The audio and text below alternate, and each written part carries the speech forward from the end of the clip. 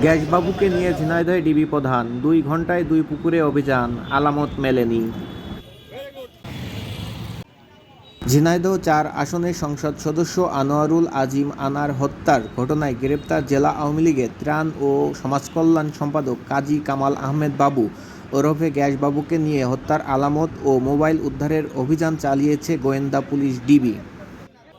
বুধবার দুপুর 11:45 দিকে ঝিনাইদহ জেলা কারাগার থেকে কাজী কামাল আহমেদ বাবুকে নিয়ে কঠোর নিরাপত্তায় পুলিশের একটি পিজন ভ্যানে ঝিনাইদহ শহরে পৌঁছায়। পরে তাকে পায়রা চত্বর সংলগ্ন গাঙ্গুলি হোটেলের পেছনে একটি পুকুরের কাছে নিয়ে যায়। এ সময় পুকুর পাড়ে দাঁড়িয়ে বাবুর সাথে কথা বলেন পুলিশ ও ডিবির কর্মকর্তারা। এরপর মাছ ধরার জেলেদের পুকুরে নামিয়ে দেওয়া হয়। এ সময় চারিদিকে হাজার হাজার উৎসুক জনতার ভিড়ও দেখা যায়। অভিযান শুরুর 10 থেকে 15 মিনিট পর ডিবি প্রধান হারুন আর রশিদ একটি বিশেষ হেলিকপ্টার করে ঝিনাইদহ বীরশ্রেষ্ঠ হামিদুর রহমান স্টেডিয়ামে নামেন। সেখান থেকে গাঙ্গুলি হোটেলের পিছনে চলা অভিযানস্থলে আসেন। সেখানে কিছুক্ষণ অবস্থান করে অভিযান পর্যবেক্ষণ করেন।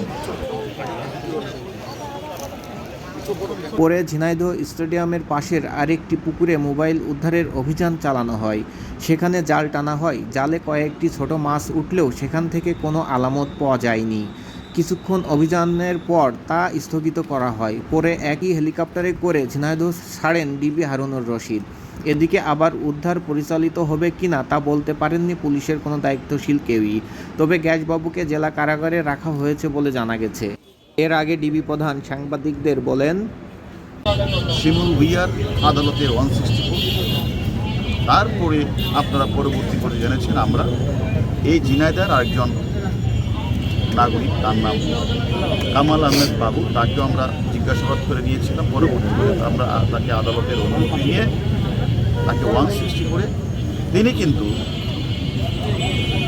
ঘটনার সাথে কারা জড়িত এবং এই ঘটনার সাথে ডিজিটাল এভিডেন্স যার সাথে কথাবার্তা হয়েছে, মোবাইল, এই মোবাইল 3টাই উনি আমাদের কাছে না বললেও বিজ্ঞ আদালতে ম্যাজিস্ট্রেটের সামনে উনি স্বীকারোক্তিমূলক জবান দিয়ে বলেছেন যে উনি ঝিনাইদহে 2টা পুকুরের মধ্যে উনি ফেলে দিয়েছেন এবং আদালত আমাদেরকে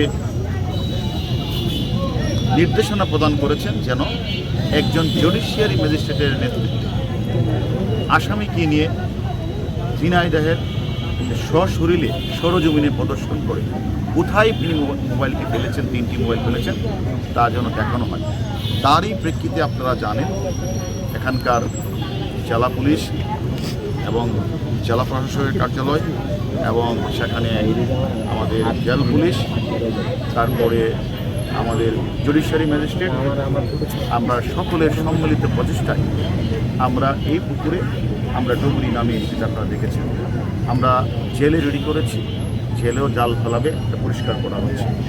আরেকটি পুকুরও আমরা করে রেখেছি। সব কিছু মিলে আমি মনে করি সাক্ষ্য আইনের যে 27 ধারার যে একটা বিষয়, যে পারিপার্শ্বিক সাক্ষ্য প্রমাণ, অর্থাৎ আমরা বাবু সাহেব অর্থাৎ কামাল আহমেদ বাবু বিজ্ঞ ম্যাজিস্ট্রেটের সামনে আদালতে যে 164 করে যে কথাটা বলেছেন যে উনি এই যে আলামত 3টি মোবাইল ফেলে দিয়েছেন পুকুরে, সে মোবাইলটা উদ্ধার করতে পারলে আমি মনে করি মামলাটা আরও একটু পরিপূর্ণ হবে। এবং আরেকটি বিষয় হচ্ছে আমাদেরও যে চেষ্টার ত্রুটি নেই, আমরাও যে আলামত উদ্ধার করার জন্য যে আমরা যে আজকে এখানে এসেছি এবং আমাদেরকে বিশেষ করে জেলা পুলিশ সাহায্য সহযোগিতা করছে, আমি মনে করি আমরা আলামতটি পেলে হয়তো তদন্তে আরও কিছু আমাদের সহযোগিতা হবে।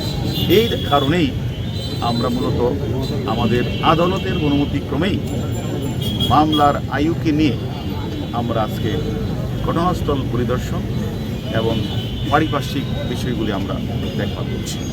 ঘাতক আরও 2 জন, একজনের নাম ফয়সাল আর একজনের নাম হলো মুস্তাফিজ।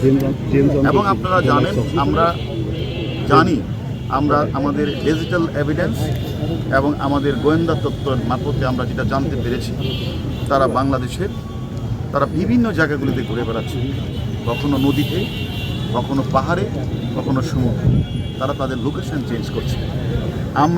আমাদেরও ডিবি পুলিশ 4-5টা টিম গতকাল তারা অভিযান করেছে যশোরে, আজকে তারা অভিযান করেছে পার্বত্য চট্টগ্রামের কয়েকটি পাহাড়ে, এবং আমিও এখান থেকে সরাসরি পাহাড়ে আমাদের তদন্তকারী টিভির সাথে আমিও সেখানে যোগ দিব, আমিও সেখানে তাদের সাথে কাজ করব।